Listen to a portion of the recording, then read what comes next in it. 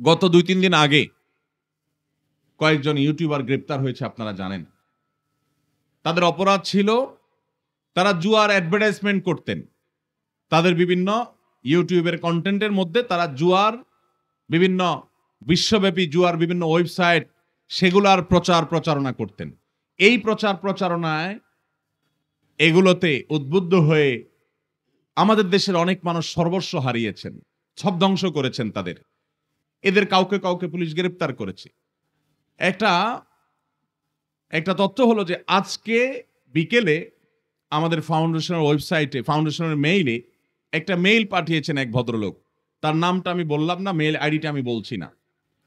এটা আমি সন্ধ্যা যখন মাহফিলে আসছি তখন আমার কাছে আসলো এই মেইলটা। সেই মেইলে লেখা আছে, এক যুবক তিনি লিখছেন যে হুজুর, আজকে আমি 10টা ঘুমের বড়ি খেয়ে ফেলেছি ইতোমধ্যে।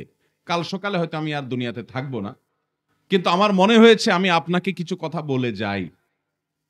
কি কথা? যুবক বললেন যে আমি এরকম একটা জুয়ার সাথে জড়িয়ে গেছি লোভে পড়ে, এবং আমার কাছে 80,000 টাকা ছিল, 2টা কিস্তির টাকা, কিসের যেন তার, সে টাকার সবগুলো আমি খুঁয়ে শেষ করেছি। এখন আমার সামনে মরণ ছাড়া আর কিছু এই মুহূর্তে নাই, বাসার কেউ জানে না, এবং ভয়ঙ্কর একটা জায়গায় আমি চলে গেছি। বাধ্য হয়ে আমি আত্মহত্যার পথে চলে যাচ্ছি। তো আপনার মাধ্যমে আমি এই বার্তাটা দিতে চাই, আমি যেরকম শেষ হয়ে গেলাম, কেউ যেন শেষের পথে না আসে। আমাদের যুবকরা যেন, আমাদের সমাজের কোনো মানুষ যেন এই পথে না আসে, এটা ধ্বংস করে দেয় মানুষকে। সে একটা লম্বা চিঠি লিখেছে, এবং সে চিঠি, এই মেইল পুরোটা আমি পড়েছি, চোখের পানি আমার ছলছল করেছে। এই যুবক তিনি এটাও লিখেছেন যে আপনার অনেক ভিডিও আমরা দেখি, আমি দেখেছি, সেজন্য আমার কাছে মনে হয়েছে আমি এই যুবকদেরকে সাবধান করি। তো যুবকদেরকে ধ্বংসের হাত থেকে বাঁচাবার জন্য আলেমরা চেষ্টা করেন, কিন্তু তাদেরকে ধ্বংস করার জন্য বহু জুয়ার প্রতিষ্ঠান খুলে সেগুলোর প্রচারণা চালায় কি আলেমরা? যুবকদেরকে ধ্বংস করার জন্য এই সমস্ত আয়োজনগুলো কি আলেমরা করে? যত দুর্নীতি, এদেশে যত দুর্নীতি হয়েছে, যত দুর্নীতি হয়, এগুলো আলেমরা করে? আলেমরা সেগুলোর বিরুদ্ধে বলে, তারা স্রোতের বিপরীতে দাঁড়ানোর চেষ্টা করে। অতএব এতে যতটুকু কাজ হয় আলহামদুলিল্লাহ, যদি কাজ কমও হয় আল্লাহর কাছে ওলামারা যদি ইখলাসের সাথে এই কাজ করেন, ইনশাআল্লাহ তারা আল্লাহর কাছে বিনিময় লাভ করবেন এবং উত্তম বিনিময় পাবেন। আল্লাহ তাআলা আমাদের যুবকদেরকে ধ্বংসের হাত থেকে বাঁচার তৌফিক দান করুন।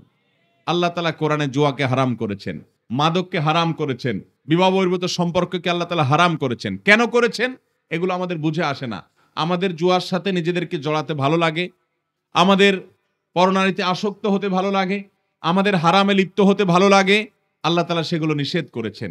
আল্লাহর নিষেধাজ্ঞা ওইটা অমান্য করলে যে ক্ষতি হয়, এটা বুঝতে বুঝতে অনেকে শেষ প্রান্তে চলে যায়। এই যুবক তার জীবনের শেষ পর্যায়ে এসে নিজের ধ্বংস ডেকে এনে তারপরে তিনি বুঝতে পেরেছেন যে তিনি ভুল পথে চলে গেছেন। আল্লাহর নিষিদ্ধ পথে কোনো শান্তি নাই, সুখ নাই, কল্যাণ নাই, এটা তিনি বুঝতে পেরেছেন।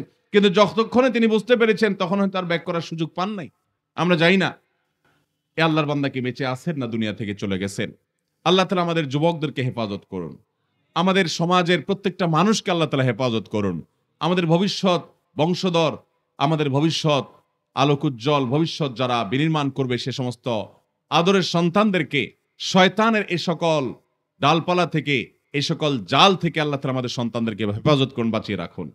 ভাইরা আমার, এই সমাজ এটাকে ধ্বংসের হাত থেকে বাঁচাবার জন্য আমাদেরকে জাগতে হবে, বাবা মাদেরকে জাগতে হবে। আপনার সন্তান ধ্বংস হয়ে গেলে এরপর আপনি আফসোস করে আর কাজ হবে না। সবাই চেষ্টা করবো তো ইনশাআল্লাহ বাঁচার জন্য।